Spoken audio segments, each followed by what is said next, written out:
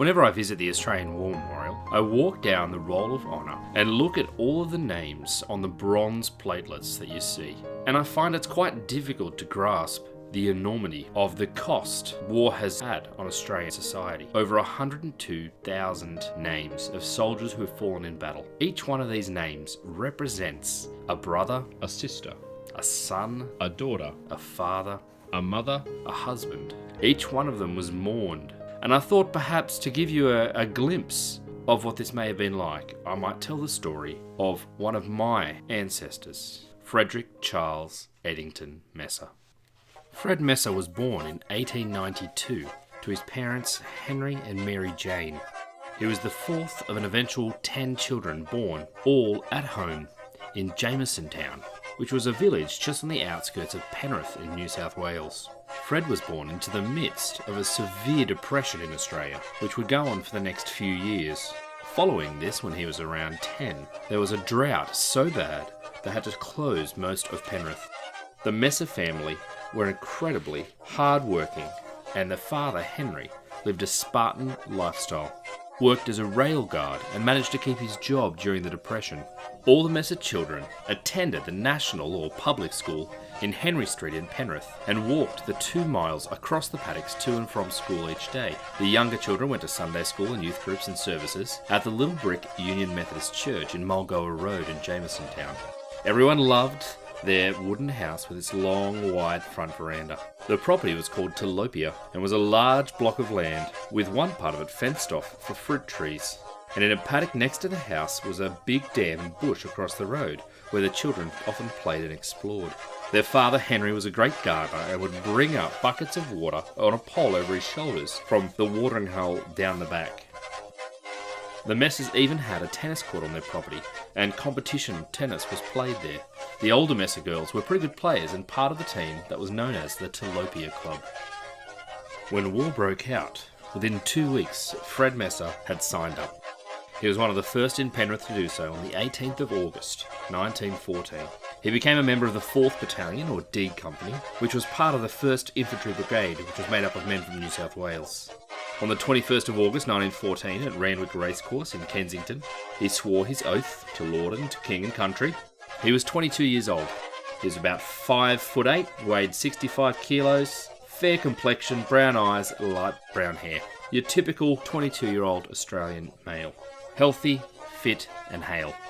He took part in duty, trained, and in October, on the Euripides, set off for Alexandria to train with the rest of the AIF. Roughly 10,500 Australians and 2,000 New Zealanders arrived in Egypt on the 26th of October. It was here they would train until January 1915. Fred sent letters home, including one to his little sister Cass, who was aged 8 at the time. It was a postcard with a little Egyptian girl on it, and he wrote, because it reminded him of his Tommy, which was his nickname for her. Fred's battalion was part of the 3rd wave to arrive on Gallipoli that fateful day on the 25th of April 1915. On the 5th of May, Fred Messer wrote a letter to his brother Harry. He talked of his experiences so far in Gallipoli. This is what the letter says. We had to fight for a toehold. The Turks were entrenched on the edge of the beach, and we had to land under heavy fire. We pulled to the shore in small boats, and as soon as we were near enough, we had to jump out of the boats and walk through the water up to our knees, up the beach. We gave chase to the Turks as soon as we put feet on land, and it was not many minutes before the Turks were driven out of their trenches with bullets and point of bayonet. We have been giving them a very hot time since, and intend to continue it. I am glad to say we are getting better food and being looked after better now than since we have been in the force. The food is bully beef and biscuits, jam, potatoes and bacon, and I am feeling better than I have for some time. It is true what you said in your letter, that by the time I received it, I would most likely be amongst shot and shell. Yes, we are right in the midst of it, but everything is going on lovely, and we are as happy as can be. I might say, this is the 11th day for us in the firing line, and we expect to be relieved tomorrow for a day's rest.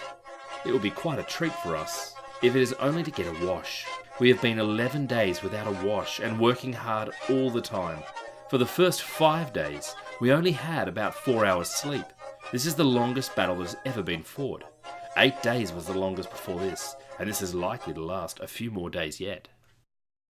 A few days after this letter was written, Fred Messer received a head wound from a sniper's shot. He was transported to the Mustafa barracks and then finally to Alexandria aboard the HMS Latsal.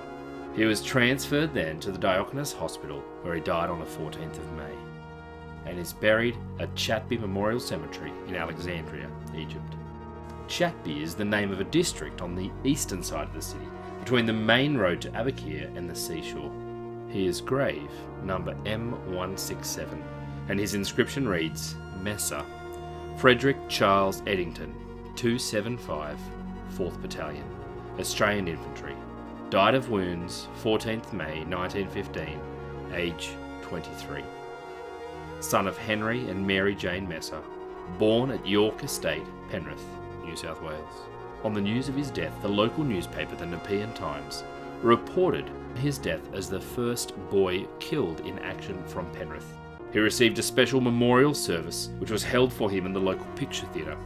It was deemed the Methodist Church would not be sufficient for the size of people likely to attend. In fact, a huge number of people from the local area turned out for the service. The service was preceded by a march down the main street of 200 military cadets and servicemen, including local dignitaries and the town band. A Reverend Tarn took the service. I travelled down to Canberra to the Australian War Memorial to see Fred's name on the Roll of Honour. And as I found his name and reflected on what it meant, I struggled to come up with some fitting way to explain to others what Fred's sacrifice meant or what his life meant. I guess a picture of the loss the Australian nation has faced due to war can be seen by me. Fred had an older brother, Stanley, who didn't go to war. Stanley met Ethel and they got married. Stanley loved kids, and he and Ethel ended up with 15 of them, the eldest of whom was Jean Ada Messer. Jean met Douglas, and they got married and had 4 children, one of whom was Barbara, my mother. And so, here I am in 2018, standing on the Roll of Honour. Here I am, with 4 children and a wife, reflecting on the life of Fred Messer. I guess you could wonder, how different would Australia be if every one of these names here on this wall had a great-great-grandson leaning against the wall, living a life rather than being a name on a bronze plate on the Roll of Honour.